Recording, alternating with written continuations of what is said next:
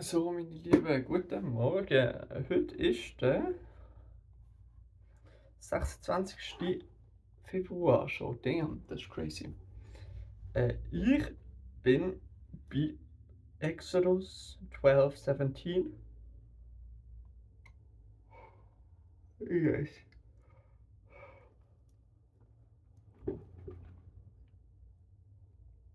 Um,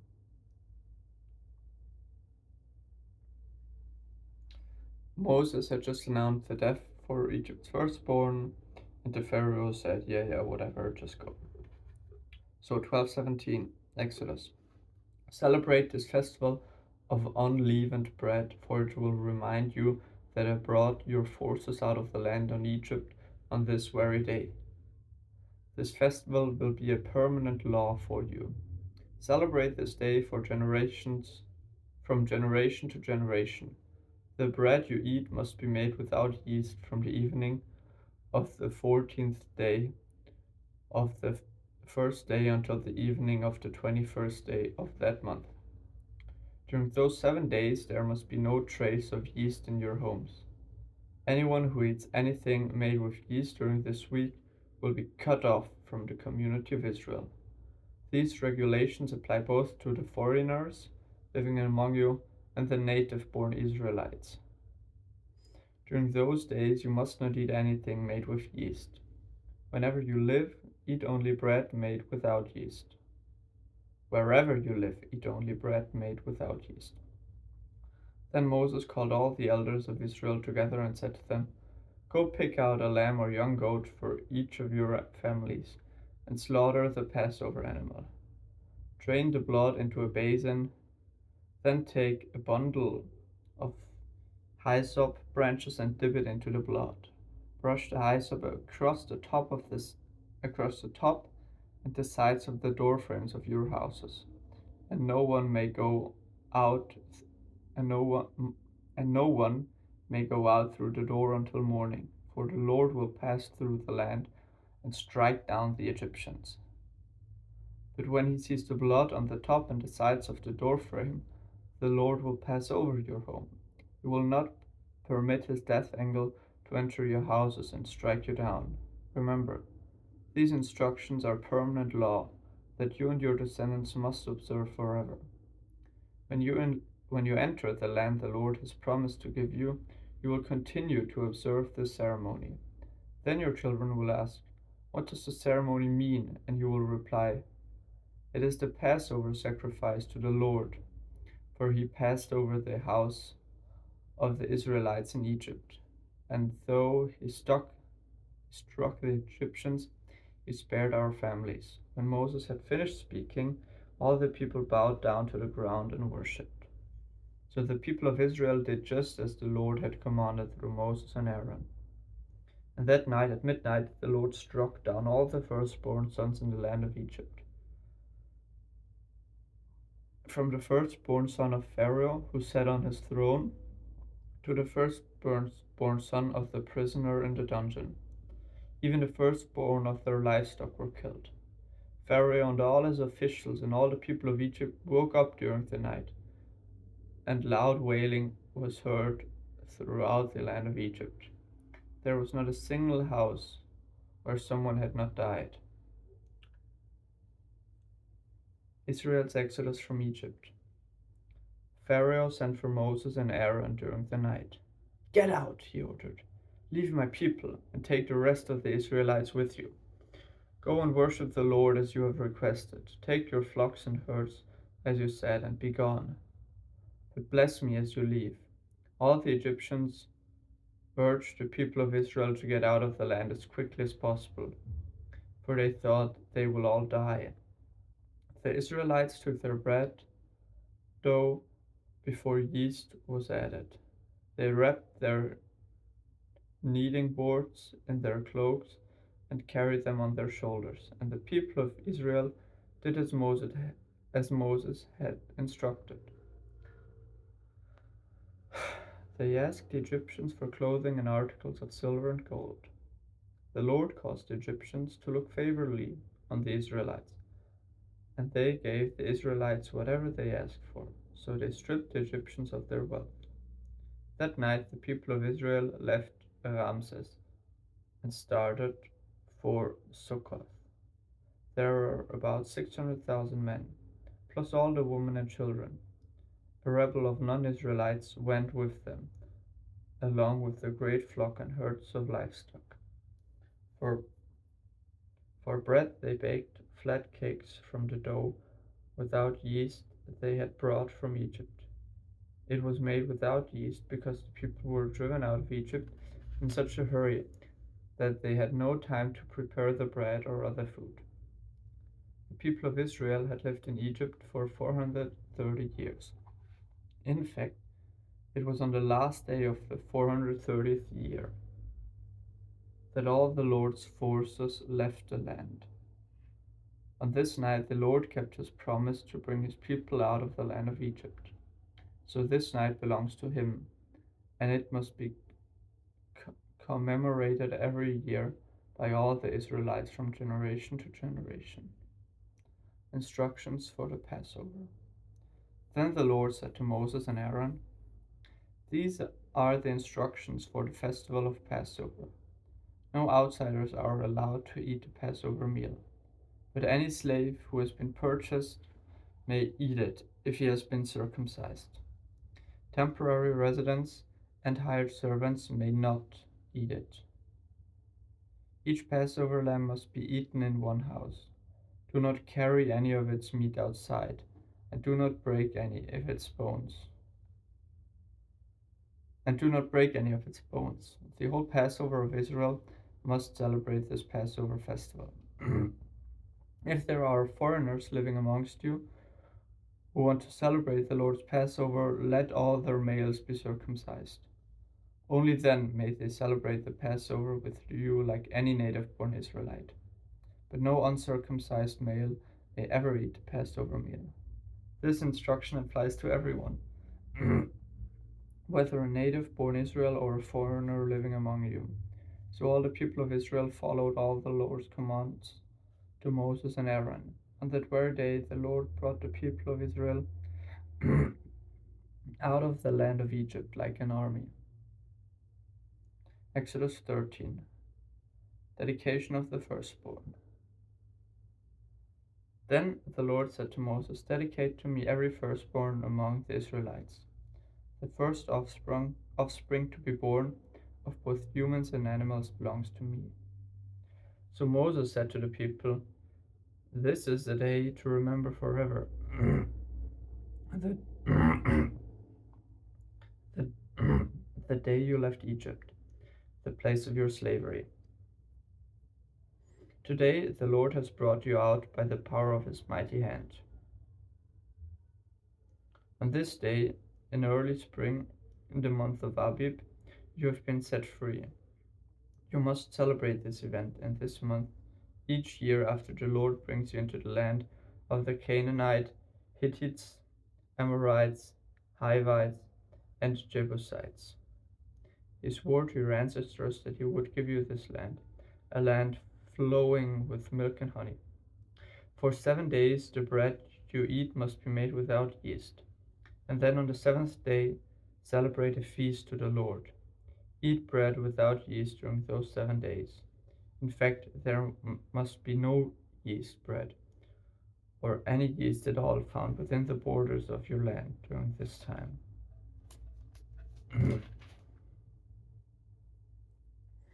On the seventh day, you must explain to your children, "I'm celebrating what the Lord did for me when I left Egypt. This annual festival will be a visible sign to you, like a mark branded on your hand or your forehead. Let it remind you always to recite this teaching of the Lord. With a strong hand the Lord rescued you from Egypt. So observe the decree of this festival at the appointed time each year. This is what you must do when the Lord fulfills the promises he swore to you and your ancestor. When he gives you the land where the Canaanites now live, you must present all firstborn sons and firstborn male animals to the Lord, for they belong to him. A firstborn donkey may be bought back from the Lord by presenting a lamb or young goat in its place. But if you do not buy it back, you must break its neck. However, you must buy back every firstborn son. In the future, your children will ask you, what does this mean? Then you will tell them, with the power of his mighty hand, the Lord brought us out of Egypt, the place of our slavery. Pharaoh stubbornly refused to let us go, so the Lord killed all the firstborn males throughout the land of Egypt, both people and animals. This is why I now sacrifice all the firstborn males to the Lord, except that the firstborn sons are always bought back. This ceremony will be like a mark branded on your hand or your forehead. It is a reminder that the people of the Lord's mighty hand brought it out of Egypt. Israel's wilderness detour. When Pharaoh finally let the people go, God did not lead them along the main road that runs through Philistine territory, even though that was the shortest route to the promised land. God said, if the people are faced with a battle, they might change their minds and return to Egypt. So God led them in a roundabout way through the wilderness towards the Red Sea. Thus the Israelites left Egypt like an army ready for battle.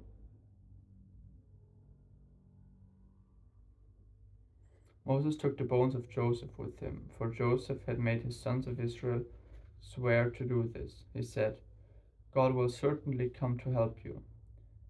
When he does, you must take my bones with you from this place. The Israelites left Succoth and camped at Etham, on the edge of the wilderness.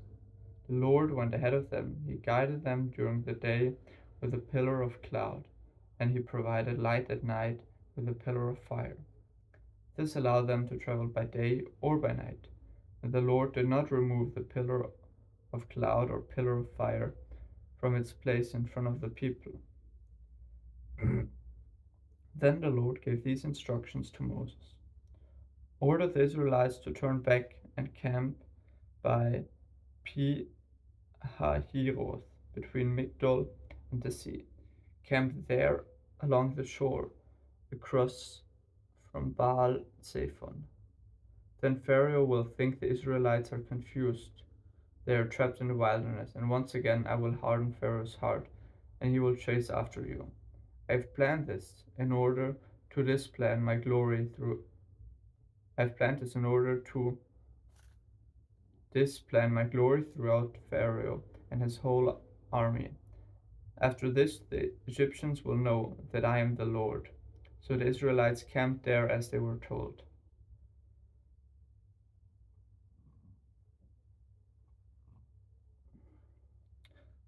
The Egyptians pursue Israel. When word reached the king of Egypt has the Israelite when word reached the king of Egypt that the Israelites had fled, Pharaoh and his officials changed their minds. What have we done, letting all those Israelite slaves get away? They asked. So Pharaoh harnessed his chariot and called up his troops.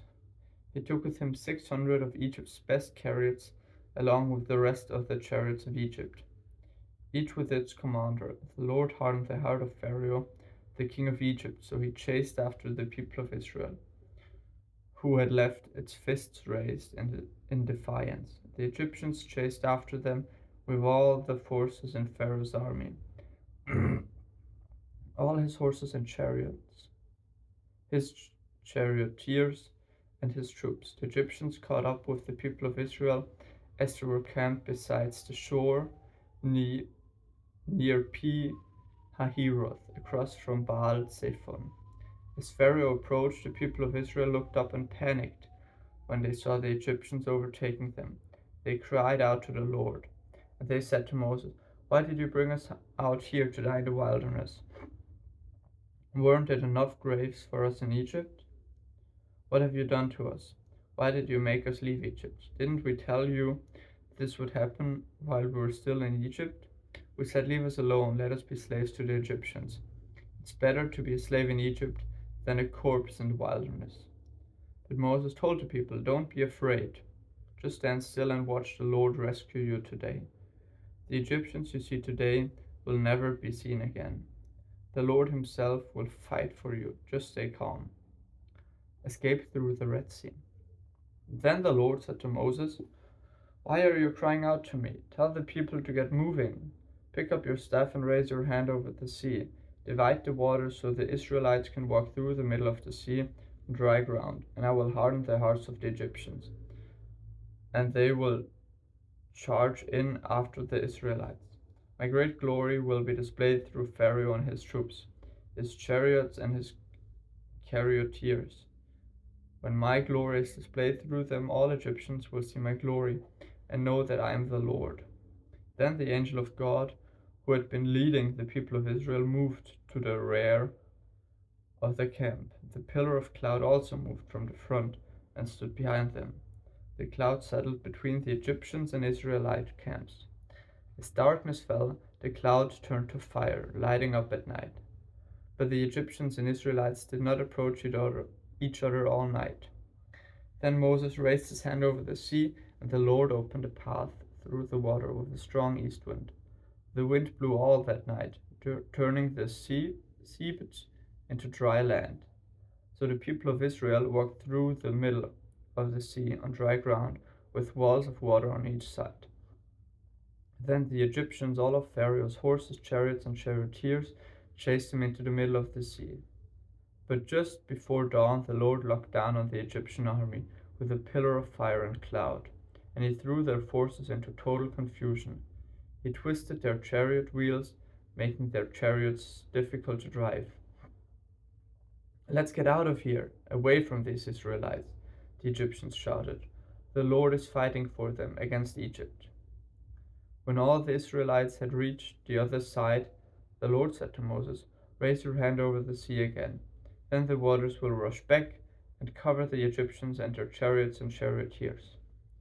So as the sun began to rise, Moses raised his hand over the sea, and the water flushed back into its usual place. The Egyptians tried to escape, but the Lord swept them into the sea. Then the waters returned and covered all the chariots and charioteers.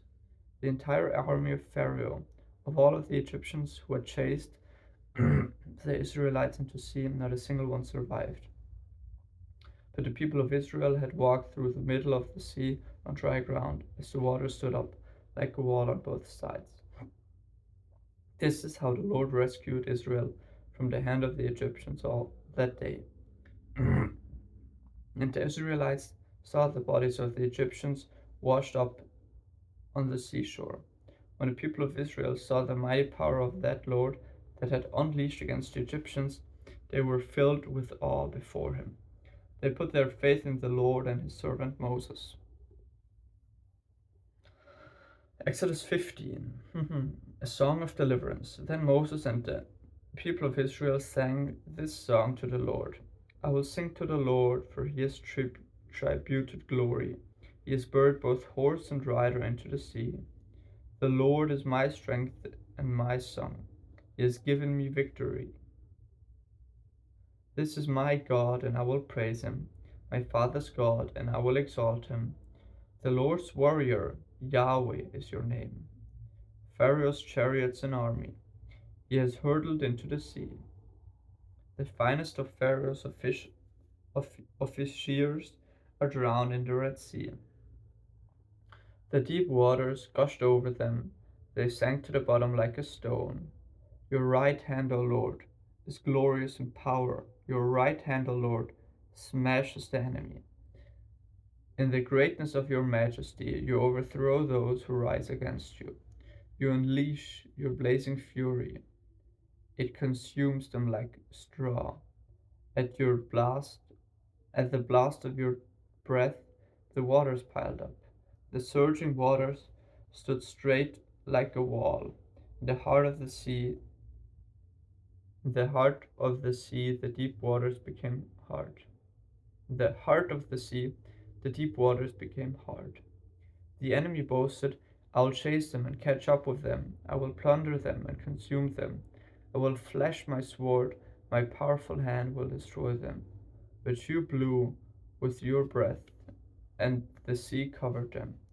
They sank like lead in the mighty waters.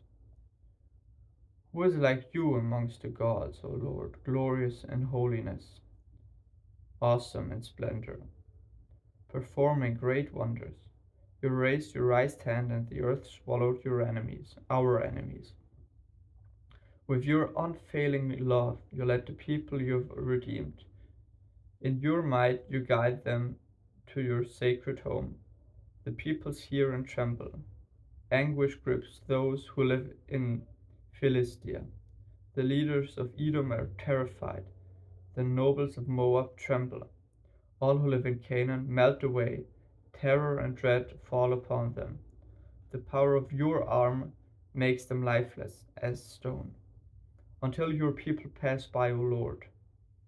Until the people you purchased pass by, you will bring them in and plant them on your own mountain, the place, O Lord, reserved for your own dwelling, the sanctuary, O Lord, that your hands have established. The Lord will reign forever and ever. When Pharaoh's horses, chariots, and charioteers rushed into the sea, the Lord brought the waters crashing down on them, but the people of Israel had walked through the middle of the sea on dry ground. Then Miriam, the prophet Aaron's sister, took a tambourine and led all the women as they played their tambourines and danced. And Miriam sang this song: Sing to the Lord, for he has triumphed gloriously.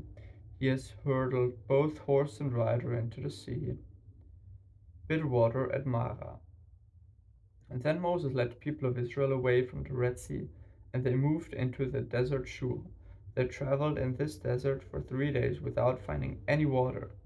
Then they came to the oasis of Marah. The water was too bitter to drink. They called the place Marah, which means bitter.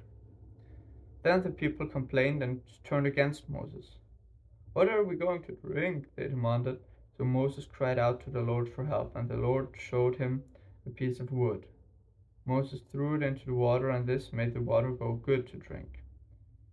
It was there at Marah that the Lord set before them the following decree as a standard to test their faithfulness to him. He said, If you will listen carefully to the voice of the Lord your God, and do what is right in his sight, obeying his commandments,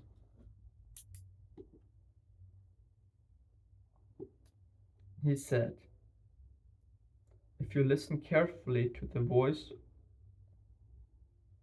of the Lord your God, and do what is right in his sight, obeying his commands, and keeping all his decrees, then I will not make you suffer any of the diseases I sent to the Egyptians. For I am the Lord who heals you. After leaving Marah, the Israelites traveled on to the oasis of Elim, where they found 12 springs and 70 palm trees. They camped there beside the water.